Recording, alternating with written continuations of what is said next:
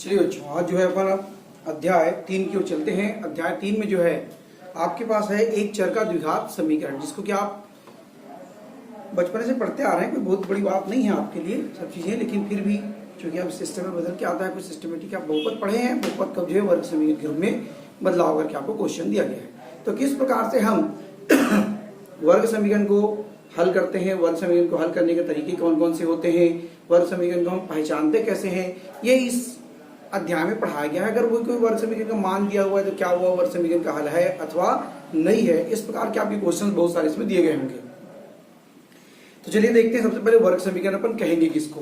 तो यदि कोई एक द्विघात बहुपद हो जिसका इस फॉर्मेट में वैल्यू है ax square plus bx plus c, और इसका जो है राइट साइड क्या हो जाए 0, ये लेफ्ट साइड में एक द्विघात बहुपद हो और दूसरे पक्ष में क्या हो जाए 0, तो इसकी अधिकतम घात कितनी, यहाँ पर 2, अधिकतम घात 2 है। तो इस स्थिति में हम इसको बोलते हैं द्विघात समीकरण या वर्ग समीकरण की हम लोग सामान्य परिभाषा में इसको वर्ग समीकरण से ज्यादा अच्छे से जानते हैं। हम लोग क्वाड्रेटिक इक्वेशन कहें या वर्ग समीकरण कहें, इसमें फिक्स है कि a can not be 0, a की वैल्यू कभी भी 0 नहीं हो सकती। अगर a की वैल्यू 0 हो जाएगी तो ये वाला पद क्या हो जाएगा, 0 हो जाएगा।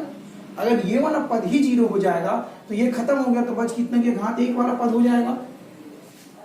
तो इसलिए अपन इसको क्या कहते हैं, a can not be 0, a की वैल्यू कभी भी 0 नहीं हो सकती। अगर a की वैल्यू अगर 0 हो जाएगी तो वह एक वर्ग समीकरण या एक क्वाड्रेटिक इक्वेशन नहीं कहलाएगा। आपको ये जान के रखना है। वर्ग समीकरण की अपन परिभाषा होगी, इसको हम मानक रूप या कहना चाहिए ये आपके पास है वर्ग समीकरण। पर तो हेडिंग लिख दें, वर्ग समीकरण। ये आपका अध्याय 3 है। सीजी बोर्ड वाले बच्चों के लिए ये अध्याय 3 होता है, सीजी बोर्ड के बच्चों के लिए अध्याय 3 कहलाता है। अब अध्याय 3 में जब आप जाते हैं तो सबसे पहले आपके पास है एक चर का द्विघात समीकरण, इसको अपन क्या कहते हैं, वर्ग समीकरण। ठीक, तो इसको ये मानक रूप हो गया, ये मानक रूप है। आप जैसे इस मानक रूप के आधार पर एक आध क्वेश्चन देख लेते हैं, 2x square plus 3x plus 4 equal to 0, इस फॉर्मेट में कोई वैल्यू हो सकता है, या x स्क्वायर प्लस 5x, ये भी फॉर्मेट हो सकता है, x into x plus 3 equal to 0, ये भी एक फॉर्मेट हो सकता है। तो ऐसे ही अलग अलग फॉर्मेट में हो सकते हैं, जिसको कि अपन मल्टीप्लाई करेंगे देखेंगे। इसको अगर अपन यहाँ पे मल्टीप्लाई करते हैं तो x square plus 3x equal to 0, ये वापिस इस फॉर्मेट में आ गया, जिसका हाईएस्ट में यहाँ पे जो है घात जो है यहाँ पर या पावर कहना चाहिए कितना आ गया हमारे पास 2। तो इसलिए क्या होगा हमारे पास एक वर्ग समीकरण, या इसको हम कह सकते हैं quadratic equation. Clear, no doubt. अब हमारे पास परीक्षा में पहला जो प्रश्नावली है उसमें शायद यही पूछा गया है कि वर्ग समीकरण को वर्ग समीकरण है अथवा नहीं है उसको चुनिए कहता है। तो वहां पे कोई बहुत दिमाग लगाने की आवश्यकता नहीं है, सिंपल सी बात है। आप जिस भी फॉर्मेट में दिया, जैसे भी ये फॉर्मेट था, हमने इसको मल्टीप्लाई करके देख लिया, समझ में आ गया कि एक वर्ग समीकरण है, क्योंकि इसकी हाईएस्ट वैल्यू कितनी आ रही है, यहाँ पे 2 आ रही है। यहाँ पे पावर जो है, अगर पावर 2 से ज्यादा हो रहा है, या वहां पे अधिकतम जो कहना चाहिए कि उस बहुपद या उस वर्ग समीकरण की जो घात है वो अगर 2 से कम है या 2 से ज्यादा है तो वो एक वर्ग समीकरण नहीं है। अगर घात ऋणात्मक है तो भी वर्ग समीकरण नहीं है। तो इस बात को आपको देखना है, एक ऐसा बहुपद होना चाहिए, वहां पे द्विघात का एक बहुपद होना चाहिए, एक द्विघात का बहुपद होना चाहिए जिसका दूसरा पक्ष क्या होना चाहिए, 0। एक द्विघात का बहुपद हो जिसका दूसरा पक्ष क्या हो, 0 हो, तो इसको हम क्या कह देते हैं, वर्ग समीकरण। अदरवाइज एक वर्ग समीकरण नहीं है। आपका जो पहला प्रश्नावली है उसमें यही क्वेश्चन है, प्रश्नावली 1। प्रश्नावली 1 में क्वेश्चन दिया गया है,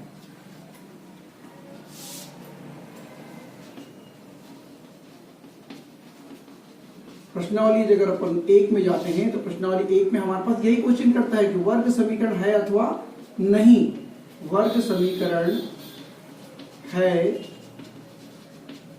अथवा नहीं। आपको ये देख के उस क्वेश्चन को बताना होता है कि एक वर्ग समीकरण है अथवा नहीं। जैसे कि हमारे पास एक पहला क्वेश्चन दिया हुआ है, x square plus 3x minus 2, x square plus 3x minus 2 equal to 0, और सेकंड क्वेश्चन दिया हुआ है -1 अपॉन x इक्वल टू 1, ये आपको दिया हुआ है।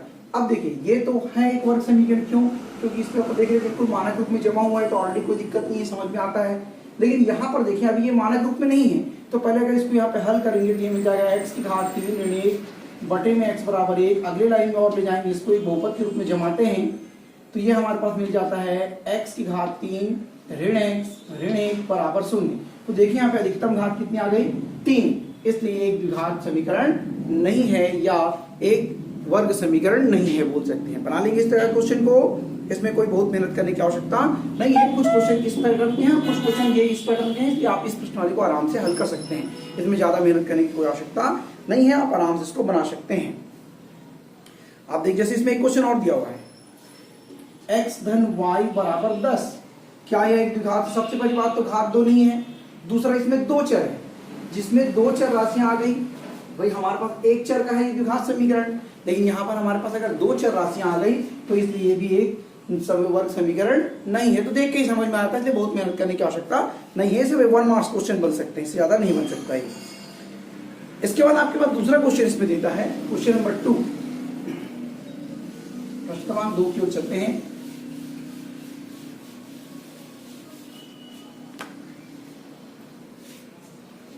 प्रश्न क्रमांक 2, प्रश्न क्रमांक 2 में क्या कहता है, पहले उसको देखते हैं। प्रश्न क्रमांक 2 में हमारे पास कहता है कि जांचिए कि x के दिए गए मान समीकरण के मूल हैं अथवा नहीं।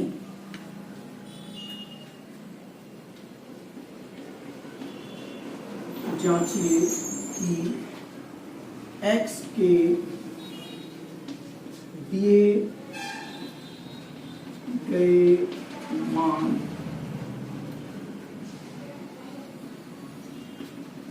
वर्ग समीकरण के मूल है अथवा नहीं। बड़ा अच्छा क्वेश्चन है, सिंपल सा क्वेश्चन है जो आप पहले भी पढ़ चुके हैं। आप पॉलिनोमियल्स में इसको पढ़ चुके हैं, या कहना चाहिए बहुपद में। सेम वही काम करना है, वैल्यू को पुट करके देखेंगे। अगर value left equal to right आ जाता है तो हम कह देंगे वर्ग समीकरण के हल है अथवा नहीं है। मूल कहने का मतलब उसका हल 0 शून्य।